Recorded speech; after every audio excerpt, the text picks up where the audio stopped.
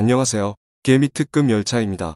오늘은 다음 주 전략에 대해서 이야기해 보려고 합니다. 이번 주의 하락은 조정이었을까요? 하락의 시작이었을까요?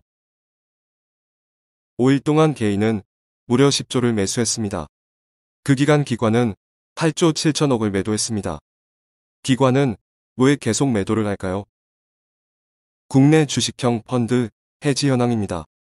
개인들이 주식형 펀드를 2013년 이후 최고치로 많이 해지를 하고 있습니다.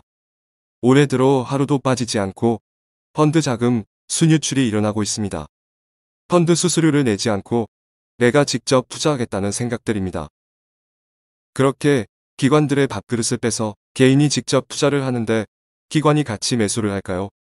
아마 기관의 계획된 매물이 계속 나올 것으로 보입니다.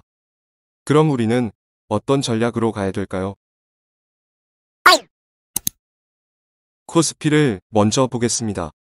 코스피와 삼성전자 차트가 비슷합니다. 금요일에 2% 하락이 나왔습니다. 솔직히 말해서 현재 시점은 방향을 잡기가 힘듭니다. 상승장에는 아무거나 집어도 다 오르지만 지금은 쉽지 않는 위치입니다. 2%대 하락이 나왔지만 차트를 보면 아직 11선도 깨지지 않았습니다. 아직까지 차트만 보면 조정일 수밖에 없습니다. 시장이 무너지는 시그널은 아직 없습니다. 시장이 무너지려면 악재가 나와야 11선, 21선 무너뜨리고 하락을 시작합니다. 북한 악재가 나왔지만 더 이상 북한 이슈는 큰 이슈가 아니라고 시장에서는 받아들여지고 있습니다. 대표적인 악재는 바로 미국 이슈, 중국 이슈, 코로나입니다. 11선, 21선 무너뜨리면 하락의 시작이라고 생각하시면 되고 떨어진다면 짧게 끊어서 짧은 손절로 대응하셔야 합니다. 삼성전자 차트입니다. 삼성전자도 아직 하락이라고 볼 수는 없습니다. 코스피와 똑같이 11선 터치도 하지 않았습니다. 이럴 때 대응이 어려운 분들은 기다리셔야 합니다. 11선을 터치하고 오를지 21선까지 빠질지는 기관의 계획된 매물이 다 나오고 외국인들의 포지션이 어디로 잡을지에 따라 달라질 것입니다. 현대차 차트입니다. 현대차도 아직 11선도 터치하지 않았습니다. 아직까진 하락이 아닌 조정으로 보입니다. 바로 올려줄지 11선 터치할지 21선까지 내려올지 지켜보아야 하는 곳입니다.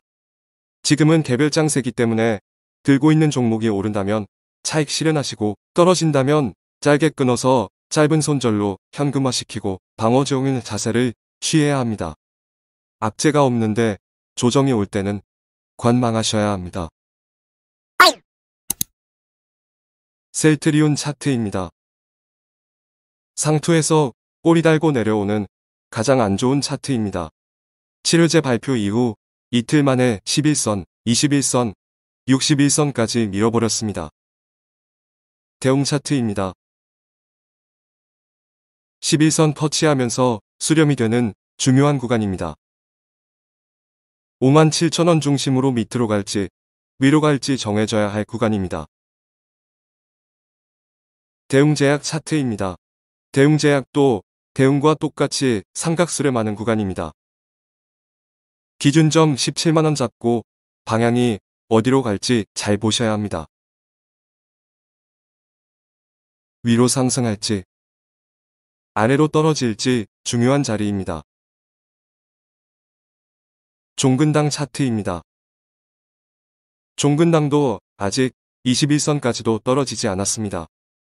21선 잘 지켜보셔야 합니다. 다시 한번 개별장세 때는 종목이 오르면 이익 실현을 하고 떨어지면 짧게 손절치고 나오셔야 합니다. 결론입니다. 첫 번째는 아무런 악재가 없는데 조정이 나오면 관망하셔야 합니다.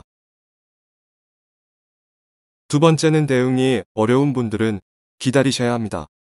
주식을 매일 365일 매매하실 필요는 없습니다. 여유를 가지고 지수나 종목의 가격이 떨어질 때까지 기다릴 줄도 알아야 합니다. 세 번째는 외국인들의 포지션이 어디로 잡는지를 지켜봐야 합니다. 아직 시장이 무너지는 시그널은 없습니다. 외국인의 포지션도 확인하고 들어가도 늦지 않습니다. 다음 주 전략은 기다리셔야 합니다. 개미는 오늘도 열심히